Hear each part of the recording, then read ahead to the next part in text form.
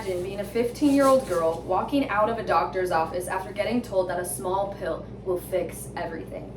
Your acne, cramps, and mood will get regulated with this quick solution. But nobody mentions that it might change your hormones, mood, and health for years. As a girl who's gone through the public school system, I have seen what little education surrounds most reproductive health topics, specifically birth control. Many teenage girls today are prescribed birth control for reasons outside of pregnancy prevention, things like acne, cramps, or irregular periods, often without truly understanding how it affects their bodies. Our education system needs to provide young women today with a true understanding of birth control before it's prescribed, because too many are put on hormonal contraceptives before fully understanding their effects. First, I'll discuss how many girls are prescribed contraceptives without informed consent. Then I'll describe how birth control can lead to long-term health effects, both physical and mental. And ultimately, I will discuss how we can ensure young girls are educated enough to make confident, informed decisions regarding contraception. Let's start with how many girls are prescribed contraceptives without informed consent or a full understanding of what they're saying yes to. First, in May of 2020, JRCE posted a peer-reviewed journal article that mentions, and this is a direct quote, "Adolescents have the lowest level in contraceptive knowledge," end quote. In today's society, many adolescents get put on birth control. How is it that this generation has the biggest lack of understanding?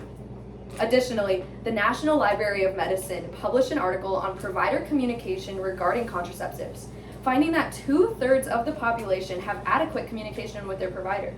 That leaves 1/3 of sexually active population of people in the dark about what medically happens when they're on birth control and about any potential risks they could run into.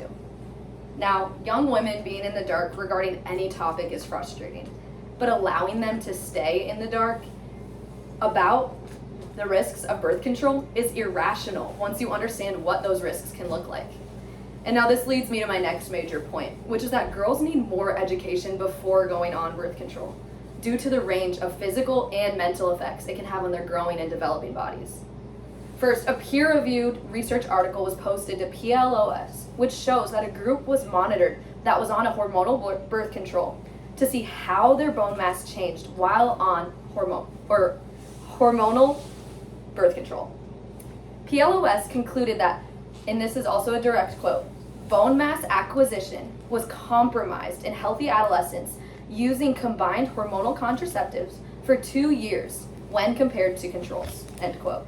So in layman's terms, this means that this study found that the girls who were on certain types of birth control didn't build as much bone strength as the girls who weren't.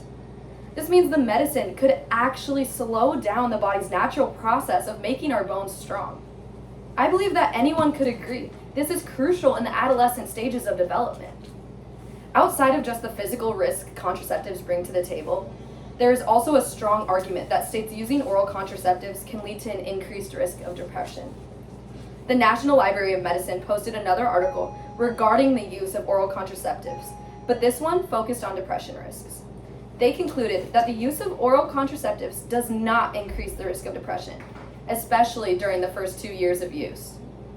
But more than just that, they also shared that the use of oral contraceptives as an adolescent may increase your risk of depression as an adult. These risks can be extremely alarming. So, the people getting put on birth control should be aware of the risk they are taking so they can make the best, most informed decision for themselves. This leads us to my final point. The conversation surrounding birth control needs to be brought into the education system so that we can ensure young girls are educated enough to make confident, informed decisions regarding contraception. 2 individuals, Zeglin and Lesbink, are 2 women who discovered what adolescents really think about sex education classes. And what they say is the overwhelming theme that emerged from the review is that adolescents prefer comprehensive sex education in a safe space that allows for exploration and questioning. So this is a conversation that kids want to have. They are curious and want to understand all their options. This isn't a topic that should be hiding in the dark anymore. In the same study, they found that there is no current federal mandate on sex education in the United States. only 28 states and the District of Columbia mandate sex education at all. And only 20 of those 28 states require inclusion of information on contraception and birth control. This means that 20 out of 50 US states in America are telling their young women about birth control. How would our perception of birth control change if everyone was accurately informed? If this is a conversation that most teenagers are ready, wanting, and willing to have, shouldn't we be encouraging the conversation instead of hiding it and hoping that they figure it out for themselves?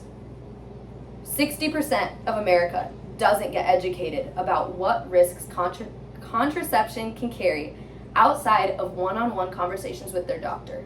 And earlier we learned that 1/3 of America isn't having these healthy conversations. It is vital we bring the conversation to where the majority of American adolescents are today, which is at school. Because of the risk that is involved in hormonal contraceptives and the lack of education young women have on what they're putting into their bodies, it is necessary we begin talking about birth control in the school setting. Remember, it has been found that adolescents have the lowest level of contraceptive knowledge, all while their birth control has been found to mess with bone mass growth and increase depression risks. Proper education is necessary and vital so young women can make informed decisions regarding their reproductive health. We need to start asking for better education about birth control in our schools. We don't need lessons that shame or oversimplify, but open and honest conversations that can shine light on a normally taboo topic.